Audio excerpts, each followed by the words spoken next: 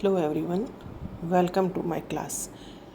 आज हम पढ़ रहे हैं Bohr theory of hydrogen atom, that is atomic model of Bohr, जिसके पोस्टुलेट्स हम आज पढ़ रहे हैं।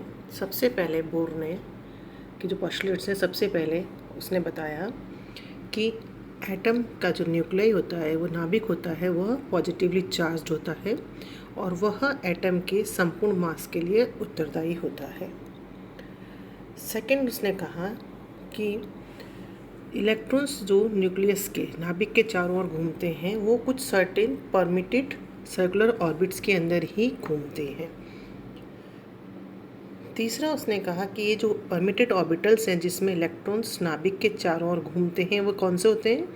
ये वो होते हैं जिनके लिए angular momentum of an electron is an integral multiple of h/2π, मतलब L is equal to NH/2π और इज इक्वल टू mvr। इस इक्वेशन को हम क्या कहते हैं? बोर क्वांटाइजेशन पोस्टुलेट कहते हैं। और n यहाँ पर क्या है? Principal quantum number that can be 1, 2 and 3। और सभी के मीनिंग्स यहाँ लिखे गए हैं। h is Planck constant, v is velocity of electron, r is radii of orbit, त्रिज्या जिसको हम कहते हैं, और l इज़ संवेग एंगुलर मोमेंटम। नेक्स्ट इज़ ये कह रहा है कि जब इलेक्ट्रॉन उन परमिटेड ऑर्बिटल्स के अंदर घूमते हैं तब वे एनर्जी का रेडिएशन नहीं करते, मतलब ना तो एनर्जी का एब्जॉर्प्शन करते हैं और ना ही एनर्जी का एमिशन करते हैं, ना उत्सर्जन होता है ना अवशोषण होता है। और इन ऑर्बिट्स को हम स्थिर, स्टेशनरी और नॉन रेडिएटिंग ऑर्बिट्स कहते हैं। नेक्स्ट इज, इसने कहा कि बोर ने कहा कि एनर्जी का एमिशन होता है, उत्सर्जन होता है जब इलेक्ट्रॉन हायर ऑर्बिट से लोअर ऑर्बिट में जंप करता है, और एनर्जी का एब्जॉर्प्शन होता है जब इलेक्ट्रॉन लोअर से हायर ऑर्बिट में जाता है।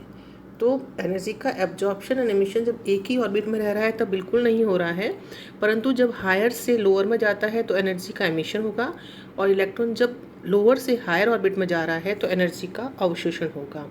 इस इक्वेशन को, this equation is h nu is equal to delta E is equal to EF minus EI, final and initial, and this equation is known as Bohr frequency condition. Now, जैसा कि हम जानते भी हैं कि जो भी हम पोस्टुलेट कर रहे हैं और यदि सक्सेस हो रहा है उस मॉडल का, या ठीक है, अदरवाइज उसके अंदर कुछ न कुछ दोष भी होने की संभावनाएं हैं। तो ऑब्जेक्शन टू बोर मॉडल के दोष कौन कौन से दोष हैं?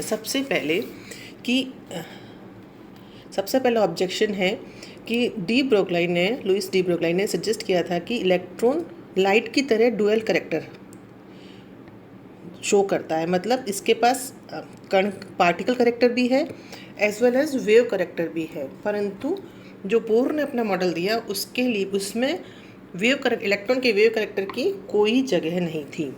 सेकंड ऑब्जेक्शन जो है वो हाइजेनबर्ग अनसर्टेनिटी प्रिंसिपल के अनुसार है इस मॉडल के अंदर, दैट इज़ कि हाइजेनबर्ग ने कहा कि किसी भी according to Heisenberg principle it is impossible to determine simultaneously the exact position and momentum or velocity of a small moving particle like electron के लिए उसने कहा, हाइजेनबर्ग ने के अनिश्चितता सिद्धांत के अनुसार इलेक्ट्रॉन की गति एवं स्थिति दोनों ही एक साथ सही रूप से ज्ञात नहीं की जा सकती, जबकि बोर के अनुसार ऐसा किया जा सकता है।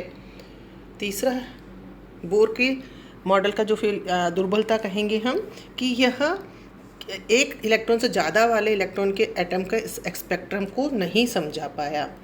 फोर्थ, हम कहेंगे कि ये भी नहीं समझा पाया जो कि इसने कहा कि एंगुलर मोमेंटम लीनियर मल्टीपल होना चाहिए h/2π का, इसको भी यह नहीं समझा पाया कि ऐसा क्यों होना चाहिए। लास्ट इज़, जब परमाणुओं के स्पेक्ट्रम को magnetic field that is Zeeman effect and electric field that is star effect, जिसको हम बाद में पढ़ेंगे, की उपस्थिति में देखा गया तो पाया गया कि सिंगल लाइन स्पेक्ट्रम जो होता है, जो परमाणुओं का स्पेक्ट्रम दिखाई दे रहा है हमें सिंगल लाइन स्पेक्ट्रम, वह एक्चुअल में क्या है, अनेक परस्पर सटी हुई रेखाओं में विभक्त होता हुआ दिखाई देता है। परंतु ये ऐसा क्यों होता है? इसको भी बोर के द्वारा नहीं समझाया जा पाया। Thank you so much.